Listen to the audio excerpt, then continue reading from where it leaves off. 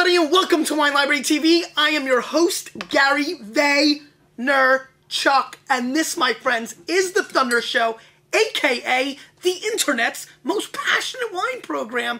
And today we're doing a little bit of like a day in the life episode.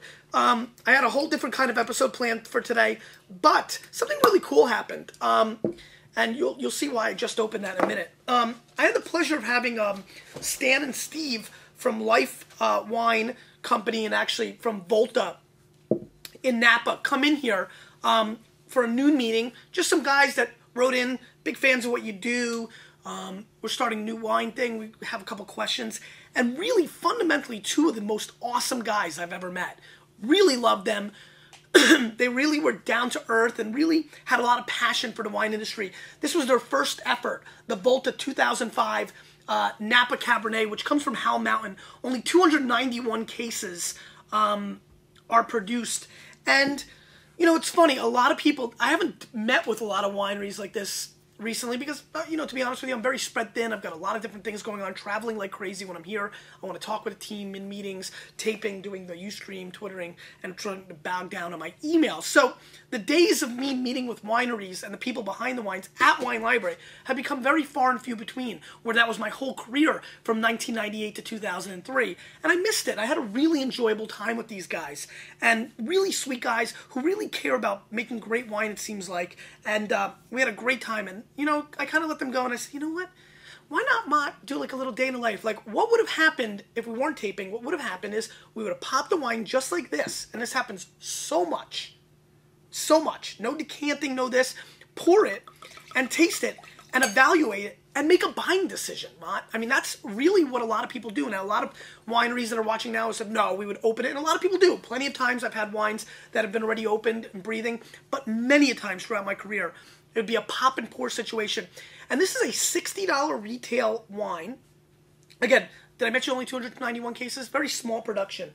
291 case production wine. They're really going to be mainly probably a mailing list and restaurant play. But I'm excited. They have nice little cards and they gave me all this stuff. It was just like a fun presentation. By the way, big shout out to One Wine Dude, who's got a great little blog, Mott, Joe Roberts. They got his little plug in here. And so I figured, you know what? Kind of an interesting day, interesting people, really liked them. So I've got to admit, I've got a lot of vested emotion in this wine. I thought this was very real. You know, when you go in wanting to love the wine, I've done that so many times in my career, and I always wondered, do I buy them because I like the people or the wine? You know, palates change because of your mindset. But this wine comes from Howell Mountain, which is one of my favorite fruit sources. I made the Schifrin Zinn, Mott, which I'm using for Thanksgiving because Bobby's coming over, from Howell Mountain. I'm a big fan of the fruit up there. 60 bones. We talked about this yesterday, that $50 to $75 range because of the wine we had yesterday. It's a big premium Napa Valley week, Mott.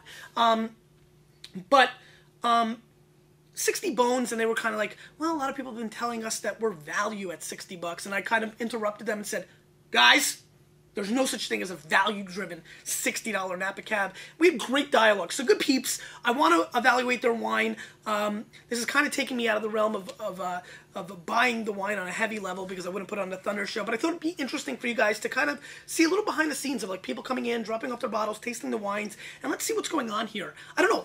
Based on their personalities, I just had a lot of gut feel that this wine could be pretty good. Thank you for participating. I mean, it's just so, I just like their point of sale. Pretty interesting stuff. Let's see what's going on here. Anything else I can tell you? Volta 2005 Napa Cab spent 2 years in new French oak barrel. Oh, by the way, Mott, did you see the comments? That wine was not 100% new French oak. Score 1 for the palate. I was pretty excited about that. Our wines are unfined and unfiltered. Handcrafted fruit. All right, let's see what's going on here. I'll be the judge. Little sniffy sniff action, guys. Cabernet kick lately, kind of interesting. Getting a really nice black licorice complex coming through on the nose. Heavy dosage of plum fruit coming through. Real nice package, don't you think, Mom? Kind of classy. Really good black fruit coming through, plums coming through. Good fruit on the nose. Not getting that over crazy oak either, which is good to see. A little bit, because I'm getting a little of that vanilla, milky action, dairy kind of component that I talk about when you see a little oak. Solid fruit, though. Let's give it a whirl. I bit my tongue there.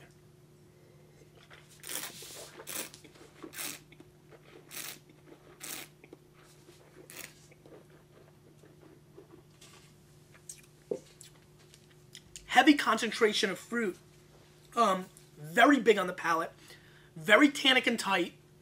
Makes sense because we just popped it. Clearly, big wine. I mean, big broad shoulders. Big quality of black fruit on the back end. The fruit source is clearly excellent in this wine.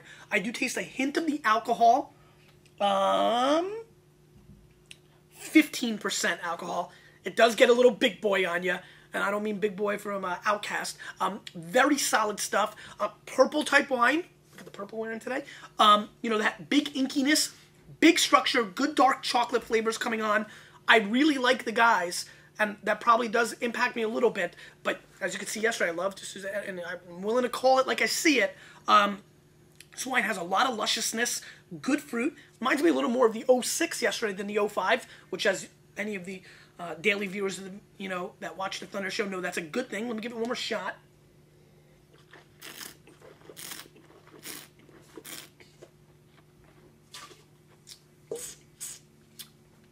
Ripe, focus. I get almost like a purple Big League Chew component fruit. You know, like purple bubblegum flavor on the back end with a little shredded dark chocolate. Good length, really wraps around your whole mouth. To me, this kind of sums up what I felt about yesterday. $75 yesterday, $60 today, and my intuition and urge says, what's out there at 40 that tastes like this? This is in that same ballpark. Though I will say one thing about this wine. The length is quite obvious. I mean, I still taste the wine. Really coats your palate, even more so than yesterday's wine, which was also very good. Like this wine. Like it a lot. I have to admit, at some deep, dark level of being transparent, it wouldn't have hurt if this wine sucked, because I prepped it.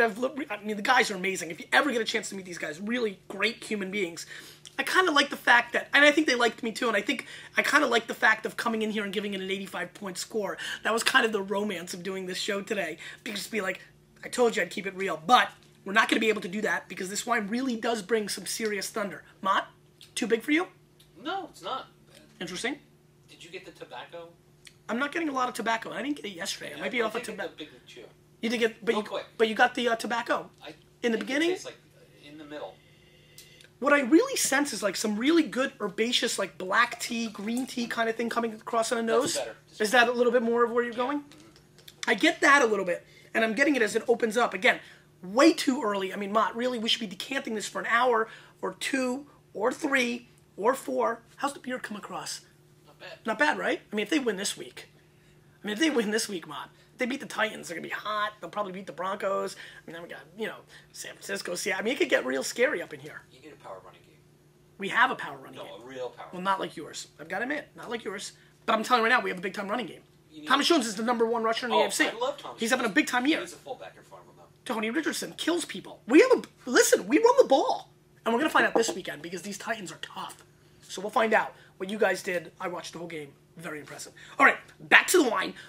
Really feeling this wine on the palate, on the length. This wine goes tremendously well with big foods, with heavy sauces.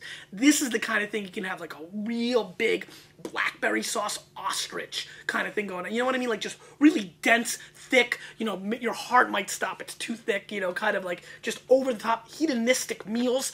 This is the kind of wine that was built for that kind of food. Volta's really bringing thunder. Kudos to those guys. I saved this to the end because I was probably not trying to distract myself.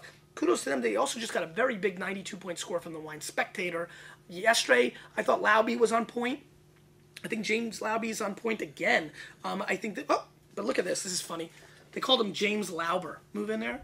I find that kind of being very fascinating. They got to drop the E there. Oh, nice. Laube's kind of like Vaynerchuk now when everybody wants to put the C before the K. Got to fix your point of sale, boys. This Volta brings serious thunder. I'm going to go 93 points on this wine. I think it's spectacular. If I didn't love them so much, would I give them a 92? Probably.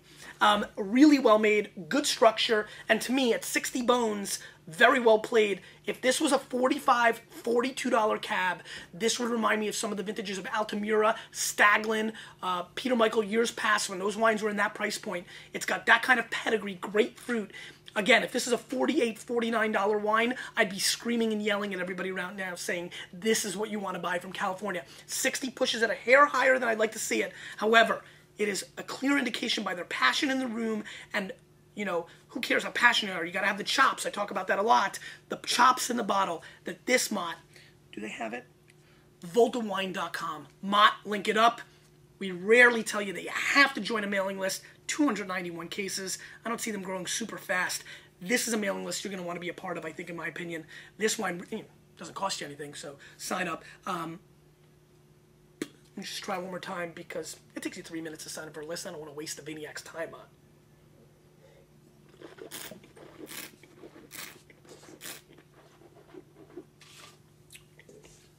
Yeah, this is textbook.